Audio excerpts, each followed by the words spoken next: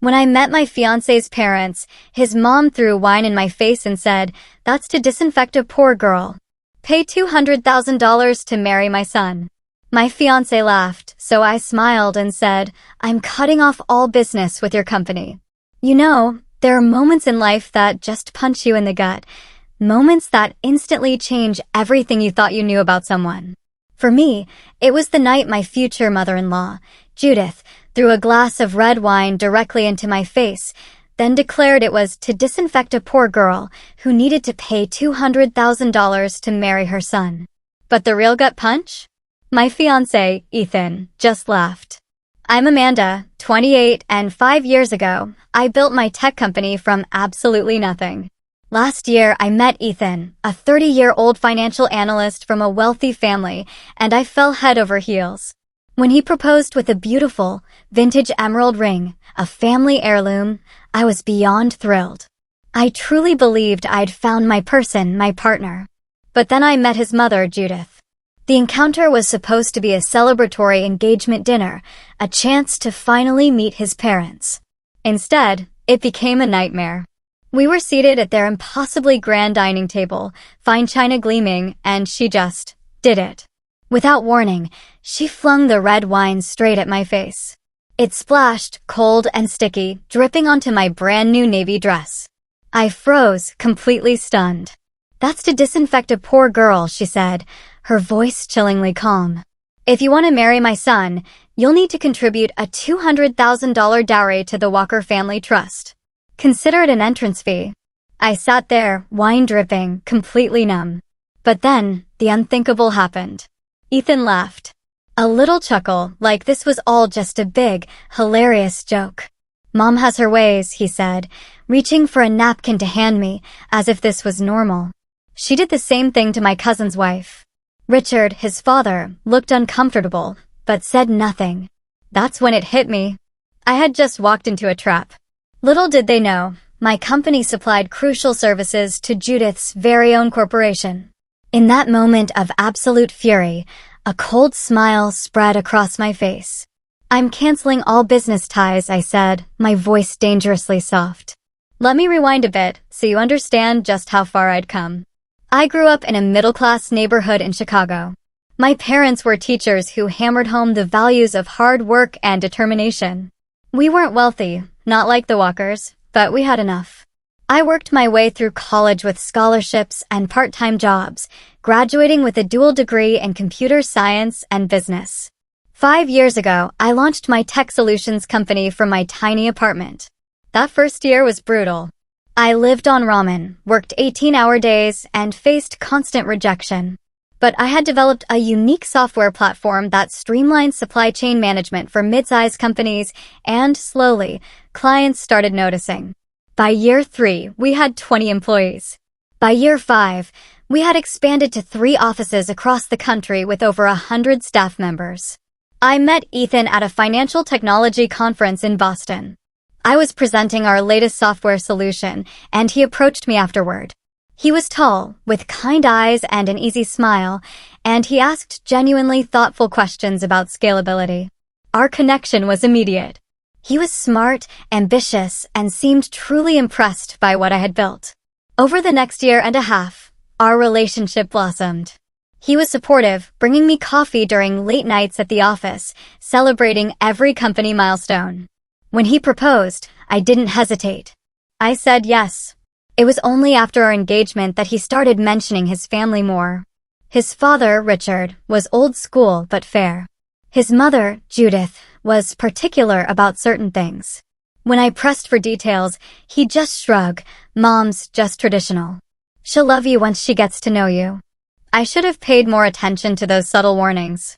The Walkers, I learned, weren't just wealthy. They were old money, with connections woven through the entire East Coast business world. Richard had inherited and expanded a manufacturing company that produced specialized components for the aerospace industry. Their social circle included senators, CEOs, even minor European royalty. The irony? 6 months before Ethan proposed, my company had secured a contract with Walker Industries. One of their divisions needed our software to modernize their inventory management system. It represented about 20% of our annual revenue, significant, but not make or break. I'd only ever dealt with their procurement and IT teams, never directly with the Walker family. As the dinner approached, I grew increasingly nervous. I spent hours researching etiquette for dining with the upper class, bought a new navy blue dress, conservative but elegant, and practiced small talk about art, travel, philanthropy. "You're overthinking this, Amanda," Ethan had said the night before. "Just be yourself. They'll see what I see in you."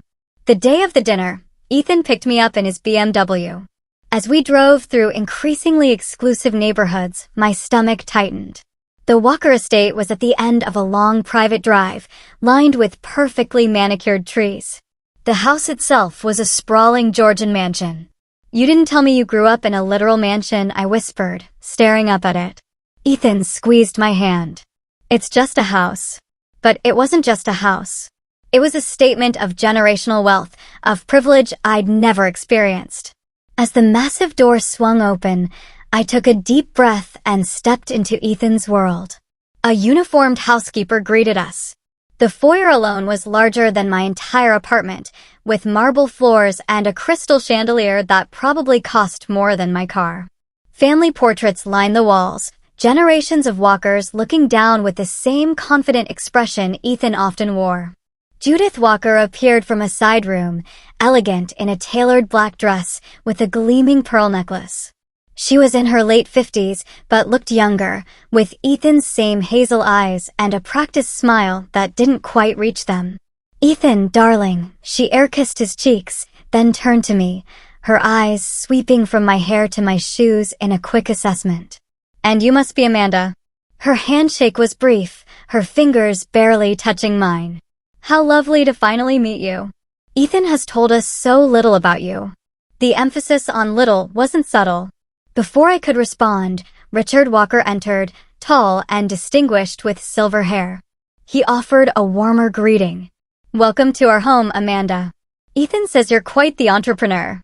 "Thank you, sir. It's a pleasure to meet you both." We moved to a formal sitting room where a staff member served champagne. I perched on the edge of an antique sofa, acutely aware of Judith's scrutiny.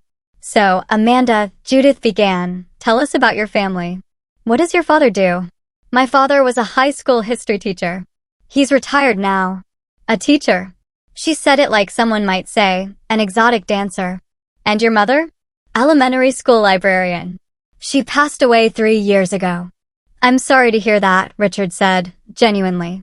Judith merely nodded. "No family money then? No trust fund or inheritance?"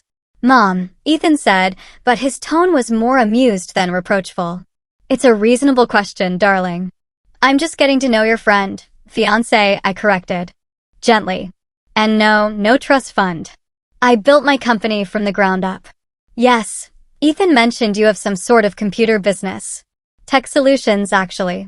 We develop specialized software for supply chain management. In fact, my company has been working with Walker Industries for the past 6 months." This seemed to surprise Judith. Her eyes narrowed slightly. "I wasn't aware of that."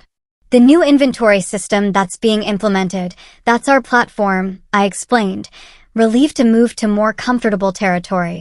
"I see. Well, I leave those details to our managers." The housekeeper announced dinner.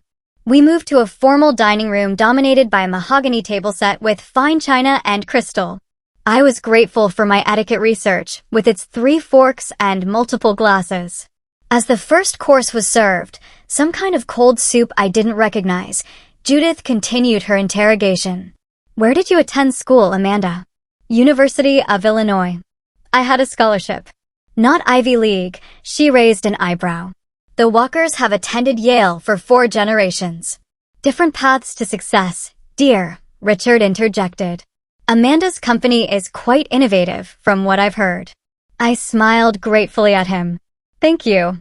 We're particularly proud of our new predictive analytics module that—" "Amanda," Judith interrupted, "you're using your dessert spoon for the soup." I wasn't, but I switched spoons anyway, feeling my face flush. Throughout the appetizer and main course, Judith found fault with everything. My posture, my voice, a bit loud for dinner conversation, even the way I complimented their home. grateful rather than observant. Each criticism was delivered with a tight smile, as if she were doing me a favor. When I attempted to discuss the successful partnership between our companies, Judith waved her hand dismissively. Business talk is so tedious at dinner. Tell me, Amanda, have you given any thought to children? The Walker line is quite important. We haven't discussed timing yet, I said carefully. I'd like to ensure my company is stable. Judith's face hardened. A mother's primary responsibility is to her children, not her hobby. My company isn't a hobby. We employ over 100 people. And 100 people dependent on you, she interrupted. How will you possibly manage that and properly raise Walker heirs? I looked to Ethan for support, but he was suddenly very interested in his roast beef. By the time dessert arrived, the tension was palpable. I had barely touched my food, my appetite destroyed by anxiety. Judith had moved on to questioning my lack of social connections. No country club membership, not even a charity board position. I decided to make one last attempt at civility. Mrs. Walker, I understand you chair the hospital foundation. That's admirable work. For a moment, she seemed almost pleased. Yes, philanthropy is a Walker tradition. Perhaps someday you might be equipped to participate. Actually, my company has a foundation that provides tech education for underprivileged youth. We've helped over 50 students attend college so far. How quaint. She took a sip of wine, then looked directly at me. Let's be frank, Amanda. You seem enterprising, but the Walker family has certain standards. Ethan holds a position in society that requires a suitable partner. I believe I am suitable, I said quietly. Do you? And that's when she flung the wine. The red liquid splashed across my cheeks and dripped onto my new dress. I gasped, too shocked to speak. That's to disinfect a poor girl, she said calmly. If you want to marry my son, you'll need to contribute a $200,000 dowry to the Walker Family Trust. Consider it an entrance fee. I sat frozen, wine dripping down my face, unable to believe what had just happened. Even more unbelievable was Ethan's reaction. He laughed. Actually laughed. Mom has her ways, he said with a chuckle, handing me his napkin. She did the same thing to my cousin's wife. Richard looked uncomfortable but remained silent. It's a family tradition, Judith explained, as if throwing wine at dinner guests was perfectly normal. The Walker family doesn't marry down without compensation. Your business may be successful now, but startups are notoriously unstable. The dowry ensures you're committed to the family, not just to Ethan's trust fund. I dabbed at my face, my hands shaking. I had no idea marriage required a purchase price. Everything valuable has a cost, Judith replied. If you truly love Ethan, this shouldn't be an issue. The remainder of the dinner passed in a blur. I barely spoke, mechanically eating tiny bites of dessert while Judith discussed their upcoming vacation to the Maldives. Ethan acted as if nothing unusual had happened, chatting about golf and mutual friends I'd never heard of. As we prepared to leave, I made one last attempt to salvage something from the evening. Despite our challenging introduction, Mrs. Walker, I hope we can maintain a professional relationship. Your company's partnership is important to us. Judith patted my cheek condescendingly. Of course, dear. Business is business. The dowry is personal. I'll have my assistant send the account details for the transfer. I've never been so relieved to leave a house in my life. The car ride home was silent for the first 10 minutes. I stared out the window, still processing what had happened, waiting for Ethan to say something, anything, to acknowledge the humiliation I'd just endured. Finally, I couldn't take it anymore. Are you going to say anything about what your mother did? Ethan sighed. I told you she was particular. Particular, Ethan? She threw wine in my face and demanded I pay to marry you. It's just how Mom is. She did the same thing to my sister-in-law, Jennifer. Once you pay the dowry, she'll warm up to you. I stared at him in disbelief. You think I'm going to pay $200,000 to join your family? It's not a big deal. You can afford it with your company doing so well. That's not the point. It's degrading and archaic, and you laughed, Ethan. You laughed when she assaulted me. Assaulted? He rolled his eyes. Don't be so dramatic. It's a family tradition. If you want to be part of this family, you need to respect our ways. That night was our real argument. What disturbed me most wasn't Judith's behavior, it was Ethan's. He didn't defend me, didn't apologize for his mother, and seemed genuinely perplexed by my upset. When we reached my apartment, I told him I needed space to think. "Don't overthink this, Amanda," he said, kissing my forehead. "Just pay the dowry and we can move past it." I barely slept that night. I kept replaying the dinner in my mind, wondering if I had somehow misunderstood or overreacted. By morning, I had convinced myself that perhaps this was just an unusual custom I wasn't familiar with, a test of some kind. Then my phone rang. It was Judith. "Amanda, dear, I'm following up about our discussion last night. My assistant will send the wire transfer details today. We expect the dowry to be paid within 30 days, or we'll have to reconsider Ethan's engagement." She spoke as if we were discussing a routine business transaction, not the purchase of her son. "Mrs. Walker, I'm not comfortable with. Also," she interrupted, "I've scheduled a meeting with your team next week. There are some adjustments we'd like to make to the software implementation. Nothing major, just a few customizations." Before I could respond, she hung up. The meeting she referenced took place at my company's headquarters. Judith arrived with Walker Industries' CIO and 2 IT managers. For 2 hours, she was the model of professionalism. No mention of the dinner disaster, no personal comments at all. But the few customizations turned out to be major system overhauls that weren't in our contract and would cost thousands of extra development hours. When I tried to explain this, Judith smiled coldly. "I'm sure you can accommodate us, given our personal connection." Ethan would be disappointed if his fiancé couldn't manage such a simple request. The threat was clear: pay the dowry and do the extra work, or lose both the relationship and the contract. That evening, Ethan called. "Mom said the meeting went well. Did she mention she's asking for changes that would cost my company nearly $100,000 in uncompensated work? I'm sure she's just testing your commitment." He paused. "Have you transferred the dowry yet?" "Ethan, we need to talk about this. It doesn't bother you that your mother is essentially holding our relationship hostage. Don't be so American about it," he said, his tone patronizing. "In many cultures, dowries are normal. Just pay it, Amanda. For us." The next day, I met my best friend, Stephanie, for lunch and told her everything. "That's insane," she said, eyes wide. "You're not actually considering paying, are you?" "I don't know. I love Ethan, but this feels wrong." Stephanie frowned. "You know my cousin works for that law firm that represents a lot of Boston elite, right? Let me ask her if she's heard of the Walkers doing this before." 2 days later, Stephanie called with disturbing news. The dowry tradition wasn't just for Ethan's sister-in-law. According to her cousin, the Walkers had demanded similar payments from multiple people who married into the family. More concerning, those who paid didn't suddenly become accepted. The demands just changed form. Ethan's last fiancé paid, Stephanie said, then they demanded she quit her job because Walker women don't work. When she refused, Ethan broke it off.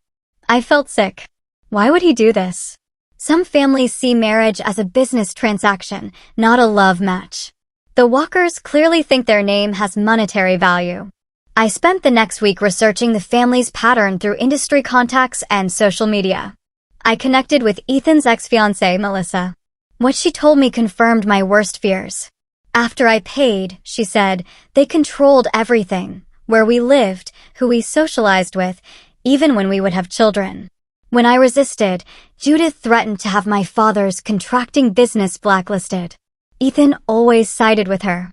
Meanwhile, the business relationship was deteriorating. Judith began calling daily with new demands and complaints. She criticized my staff in meetings, repeatedly mentioned that Walker Industries could find another vendor, and made implementation of our software increasingly difficult. The pressure from Ethan intensified as well. What started as gentle reminders about the dowry became daily texts and calls. "Mom's getting impatient, Amanda. This is embarrassing for me. If you really loved me, this wouldn't be an issue." When I expressed concerns about his mother's business tactics, he dismissed them. "You're being paranoid. Business and personal should be separate." But they weren't separate. Not for Judith. She was weaponizing the business relationship to force my compliance in personal matters. And slowly, I began to see that Ethan was complicit. 3 weeks after the disastrous dinner, I confronted Ethan directly. "I need to know where your loyalty lies," I said. "With me, your future wife, or with your mother?" "That's not fair," he protested. "I love you, but I respect my family's traditions. Even when those traditions involve humiliating and extorting your fiancé, you're overreacting. It's just money, Amanda. You have it, why not pay? Because I won't be bought or sold. Marriage should be about love and partnership." His expression hardened. "You Americans are so obsessed with romantic notions. Marriage has always been about family alliances and financial stability.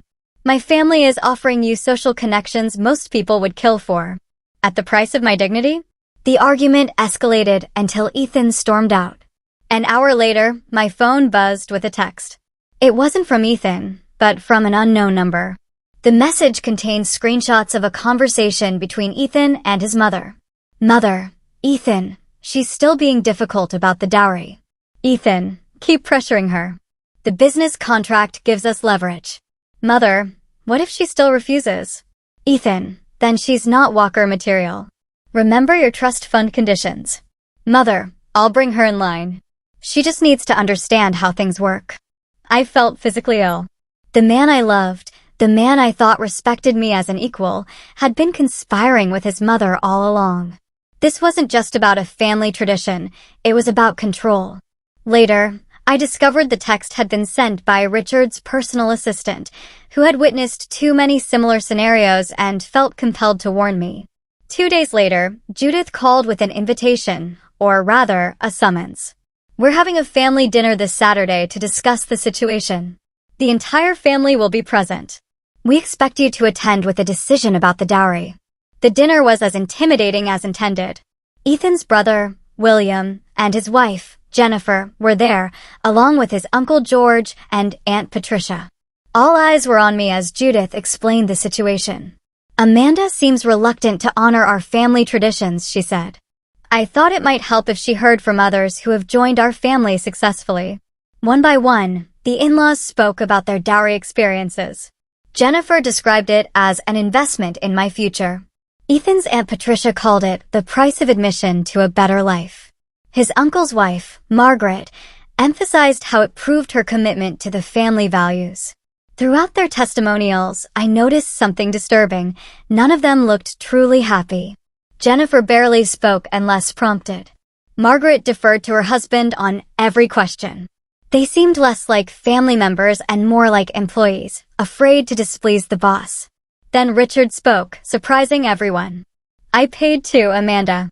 When I married Judith, her family required proof of my commitment." Judith looked annoyed at this revelation. "That was different. Your family wasn't established." "The principle is the same," Richard said, then fell silent under his wife's glare. Finally, Ethan took my hand. "Amanda, we all want you to be part of this family, but traditions matter. It's time to decide. Are you in or out?" The ultimatum hung in the air. Everyone waited for my answer. "I need to use the restroom," I said, needing a moment to breathe. In the hallway, I checked my phone and found 3 urgent messages from Maria, my business partner. "Amanda, we're having an emergency with Walker Industries. Judith called a meeting with our team this morning and threatened to terminate the contract over quality issues. She's telling other clients we're unreliable. We're already getting calls from Harrington Corp asking if we're stable. What's happening?" My personal crisis had officially become a business crisis. Judith wasn't just threatening my relationship. She was attacking my company, my employees, everything I'd built. When I returned to the dining room, I could barely maintain my composure. The conversation had moved on to wedding plans for a wedding that would apparently only happen if I paid for the privilege. "The country club is booked for June," Judith was saying. "If Amanda confirms the dowry repayment this week, we can secure the date." "And if I don't?" I asked quietly. The room fell silent. "Then there won't be a wedding," Ethan said firmly. "I love you, Amanda, but this is non-negotiable." In that moment, looking at his face, so similar to his mother's in expression and resolve, I finally saw the truth. Ethan had never respected me or my accomplishments. To him, I was an acquisition, not a partner. His love was conditional, based on my compliance with his family's demands. The devastation must have shown on my face, because Richard unexpectedly spoke up again. Perhaps we could reduce the amount, given Amanda's business success? The amount is traditional. Judith snapped. If anything, it should be higher, given her background. I stood up. I need to go. Running away doesn't solve anything, Judith said dismissively. I'm not running. I'm leaving a situation that has become untenable. Ethan followed me to the door. Don't do this, Amanda. Think about what you're throwing away. I am, I said, looking him in the eye. And I'm wondering what I ever saw in a man who would let his mother throw wine in my face and then demand I pay for the privilege. The next day brought more bad news. Another major client called to cancel their contract, citing concerns about our stability, concerns that had apparently originated from Judith Walker. My company's reputation, built over 5 years of hard work, was being systematically dismantled by a woman who saw me as nothing more than inadequate for her son. By the end of the week, we had lost 3 clients, and our stock was beginning to drop. My dream, my employees' livelihoods, everything was suddenly at risk. The crisis had reached its peak. I had to make a decision, pay the dowry to save my relationship and possibly my business, or take a stand and risk losing everything. That weekend, I went to my father's home in Chicago, needing distance from both Ethan and the business chaos. Dad listened to the whole story without interrupting, his expression growing increasingly concerned. This isn't about money, he said finally. It's about respect.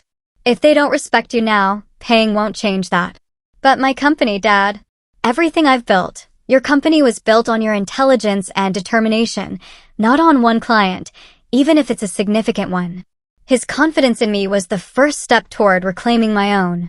When I returned to Boston, I booked a meeting with Diana, my longtime mentor and former business professor. Over coffee, I laid out the entire situation. You faced a predator, she said bluntly. Judith identified your vulnerabilities, your love for her son and your business connection, and she's exploiting them. Classic power play. How do I fight back? She has more resources, more connections. Diana smiled. But you have something she doesn't expect, the ability to surprise her. Predators don't expect prey to turn and fight. With Diana's guidance, I began developing a strategy. I reconnected with Taylor, a college friend who now worked for the Boston Business Journal. Without sharing details that would identify the Walkers, I discussed the general situation. Unfortunately, it's not uncommon, Taylor said. Old money families often use business ties as leverage in personal matters. It's rarely reported because the victims fear retaliation. What if someone did report it? Taylor raised an eyebrow. It would make a compelling story about ethics and business relationships. Hypothetically speaking, of course. Next, I initiated a thorough investigation into Walker Industries' business practices. If Judith was willing to use her company as a weapon against me, I needed to understand exactly what I was dealing with. I assigned my best analyst, James, to the task. 3 days later, James delivered his report. There are some concerning patterns, he said. Walker Industries has a history of abruptly terminating contracts with companies whose executives had personal conflicts with the family. There are also several instances of questionable accounting practices and potential labor violations. This wasn't just about me. The Walkers, particularly Judith, had a pattern of misusing their business power for personal vendettas. Meanwhile, I worked with our sales team to accelerate outreach to potential new clients. We focused particularly on Meridian Global and Frost Technologies, 2 competitors of Walker Industries who had previously expressed interest in our services. My CFO, Rachel, ran financial projections of life without the Walker contract. It would hurt short-term, she admitted. We need to tighten expenses and possibly delay the new office opening, but with these new prospects, we could recover within 2 quarters. On Thursday, I called an emergency board meeting. Our 7 board members listened gravely as I explained the situation, the personal conflict with the Walkers, the business repercussions, and my proposed strategy. I won't pretend this isn't serious, I concluded. Walker Industries represents 20% of our current revenue. Losing them will impact us. But continuing this relationship means submitting to unethical demands and setting a dangerous precedent. To my immense relief, the board unanimously supported my decision to separate from Walker Industries. Harold, our chairman, put it best: "We didn't invest in this company to watch it become a puppet of old money bullies. We invested because you, Amanda, have integrity and vision." Throughout this period, Ethan continued his campaign to pressure me. His texts oscillated between romantic pleas and thinly veiled threats. "I miss you, can't we work this out? Mom says several of your clients are considering switching to Contech. I could talk to her. Don't throw away what we have over stubborn pride. The dowry isn't just about money, it's about proving you're not just after the Walker fortune." Each message clarified what I already knew. His loyalty would always be to his family and their twisted values, not to me or our relationship. The final piece of my strategy involved legal preparation. I met with our corporate counsel, Victoria, to review all contracts and communications with Walker Industries. "They've actually given us grounds for a clean break," Victoria said, reviewing Judith's recent emails. "These new demands constitute material changes to the original agreement. And these threats about damaging your reputation with other clients? That's tortious interference. If they try to penalize you for ending the relationship, we have a solid case." By Friday, 1 week after the family dinner, I had my plan in place. I had documentation of all interactions, legal preparations for contract termination, preliminary agreements with 2 new clients, and the unwavering support of my team. That evening, I received a text from Ethan. "Mom's patience is running out. Last chance to make this right. Dinner at her house tomorrow to finalize everything. Be there at 7. I texted back a single word: no. Instead, I sent a formal email to Judith requesting a meeting at my office on Monday morning. The subject line: resolution of business relationship. Her reply came: "Within minutes, I'll be there. Come prepared to discuss both business and personal matters." I was prepared, just not in the way she expected. Throughout the weekend, I rehearsed what I would say and how I would say it. I reviewed all documentation and confirmed our legal standing. I spoke with our major clients to reassure them of our stability. I even practiced power poses in front of my mirror, determined to project confidence even if I didn't fully feel it. Sunday night, Ethan came to my apartment unannounced. "You're making a mistake," he said, his voice both pleading and condescending. "Mom is willing to forgive your stubbornness if you come tomorrow with a dowry and an apology." I looked at the man I had thought I would marry and felt nothing but sadness for what could have been. "I'll be there tomorrow," I said, "but not for the reasons you think." As he left, I removed his engagement ring and placed it in an envelope. The emerald that had once symbolized our future now represented a bullet dodged. Monday morning arrived. I wore my most powerful outfit, a tailored black suit with subtle red accents, and prepared to face Judith Walker on my terms, in my territory. The board had approved my decision. My team was behind me. My legal position was sound. For the first time since that wine had splashed across my face, I felt in control again. Judith Walker arrived at my office precisely at 9 a.m., dressed impeccably in a designer suit that probably cost more than my monthly mortgage. She carried herself with the confidence of someone accustomed to getting her way. My assistant showed her into our main conference room, where I waited alone. I had deliberately chosen this setup. No lawyers, no team members, just the 2 of us. This confrontation needed to be personal. "Amanda," she said, taking a seat across from me. "I'm pleased you've finally come to your senses. Ethan will be relieved." "Thank you for coming, Mrs. Walker," I replied, keeping my tone professional. "But I think you've misunderstood the purpose of this meeting." Her smile faltered slightly. "Oh? I assumed we were finalizing the dowry arrangement and addressing those contract modifications. Actually, we're here to discuss the termination of our business relationship." The change in her expression was subtle, but unmistakable, a flicker of surprise quickly masked by practiced composure. "That would be unwise," she said. "Walker Industries represents a significant portion of your company's revenue. And of course, there's Ethan to consider." "I've considered everything very carefully," I said, opening the folder in front of me.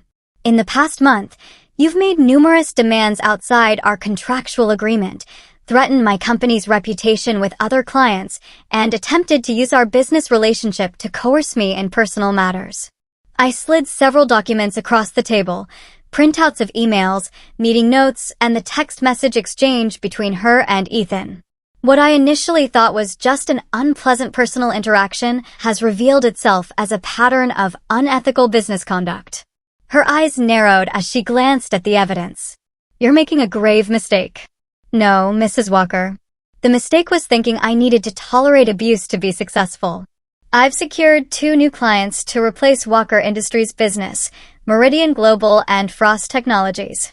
The mention of her competitors visibly rattled her. They don't have our resources or influence. Perhaps not, but they value our services on their merits, not as leverage for personal agendas. I pulled out another document. This is our formal notice of contract termination, as permitted under Section 8.3 of our agreement.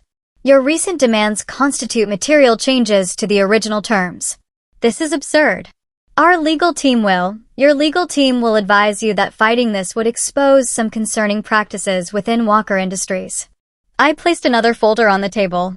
My team found several instances of questionable accounting, potential labor violations, and a pattern of contract terminations that could be construed as tortious interference.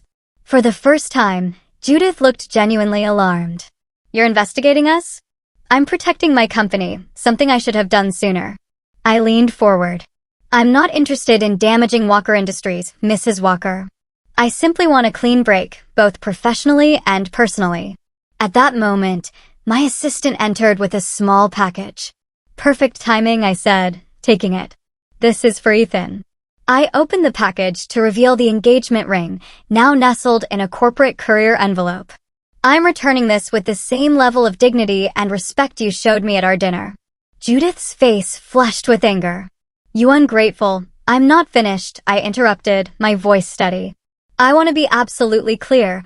I'm not buying a husband, Mrs. Walker.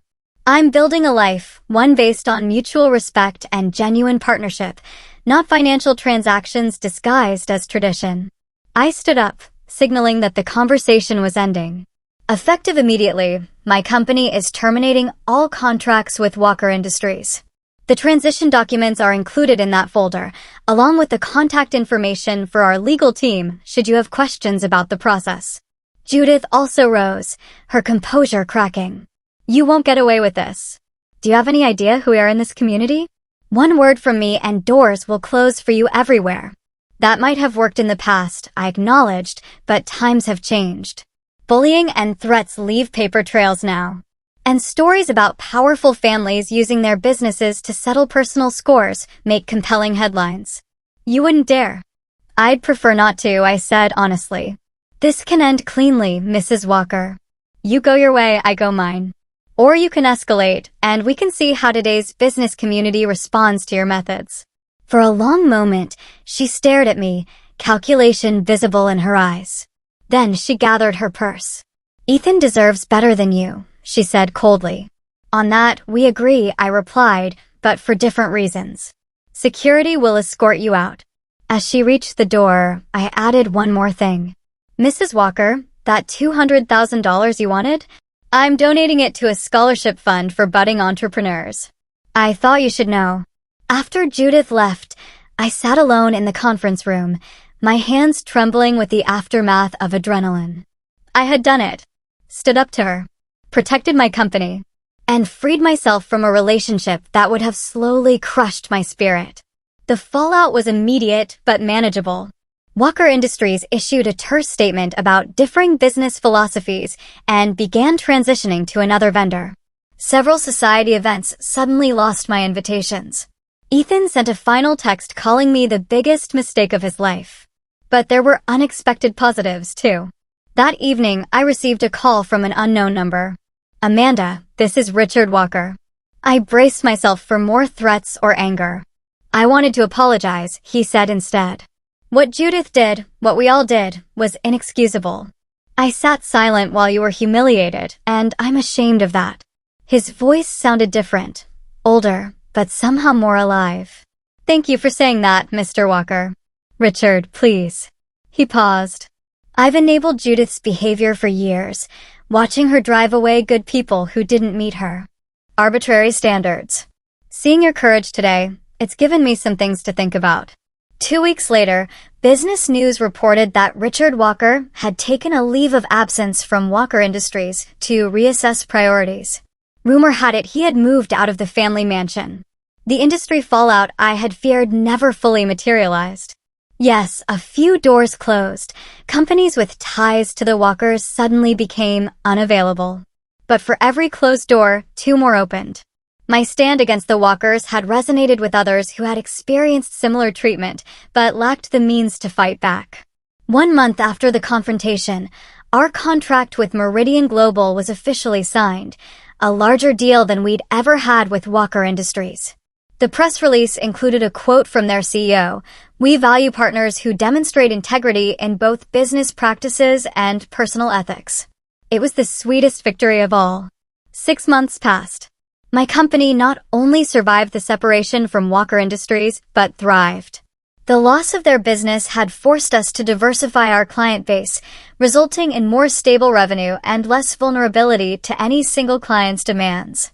We added 15 new clients, expanded to an office in Seattle, and launched a new product line that was already exceeding sales projections. The quarterly reports showed a 22% increase in revenue compared to the previous year. The transition hadn't been entirely smooth. We had needed to delay some projects and tighten expenses temporarily. 2 employees had left, concerned about stability. But the core team had rallied around our values, working longer hours and bringing innovative solutions to new challenges. The business relationship with the Walkers was completely severed, but the personal fallout continued in unexpected ways. Ethan attempted to reconcile several times, his approaches evolving as his mother's influence apparently waned. His first attempt came via text: "Mom was wrong. I was wrong. Can we talk?" When I didn't respond, flowers arrived at my office with a note: "I miss your strength and intelligence." Dinner without my family's involvement. Finally, he showed up at my apartment one evening, looking disheveled and humbled. "I've been seeing a therapist," he said. "I'm starting to understand how dysfunctional my family's dynamics are." Part of me wanted to believe him. The connection we'd shared had been real, at least on my side.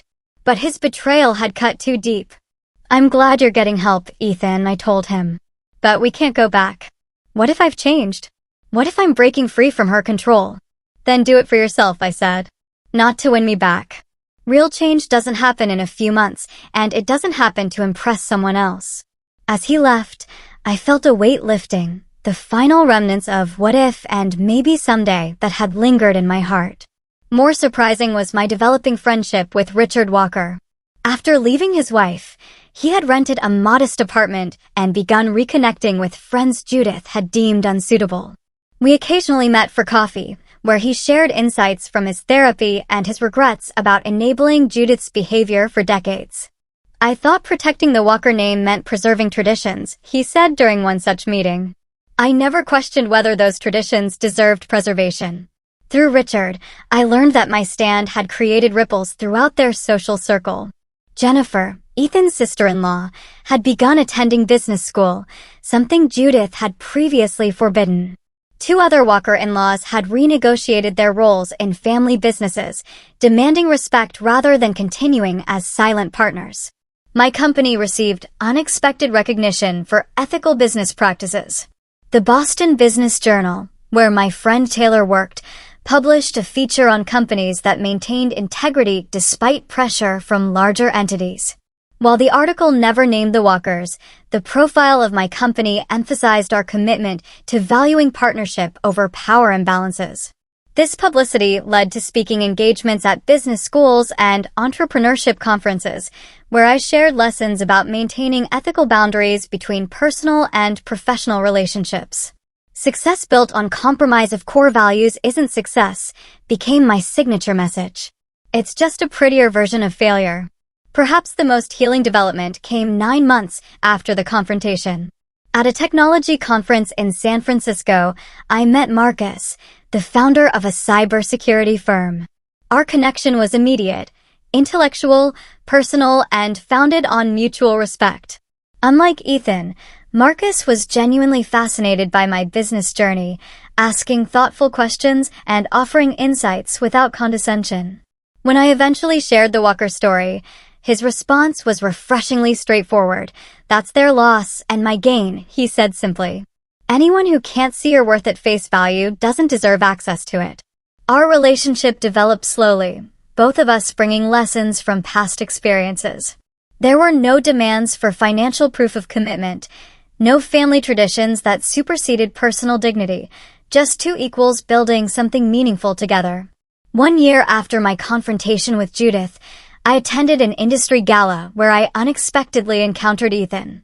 He was there with his new girlfriend, a woman from a family apparently wealthy enough to satisfy Judith. "Amanda," he said, approaching me as I stood near the bar. "You look well." "Thank you, so do you." An awkward silence stretched between us. "I've been meaning to tell you," he finally said. "You were right to stand up to my mother. And to me. We were wrong." "I appreciate that, Ethan. Your company is doing amazing things. That new security platform is brilliant." "Thank you. I heard you're heading up the European division now. Congratulations." He nodded, then hesitated before adding, "She still talks about you, you know." "Mom." "She'll never admit it, but you're the only person who ever stood up to her and won." As he walked away, I realized I felt nothing but a calm certainty that I had escaped a life that would have slowly eroded my self-worth. Later that evening, I received an Industry Innovation Award for our new platform. Standing at the podium, looking out at a room of peers who valued my work on its merits, I thought about the journey of the past year.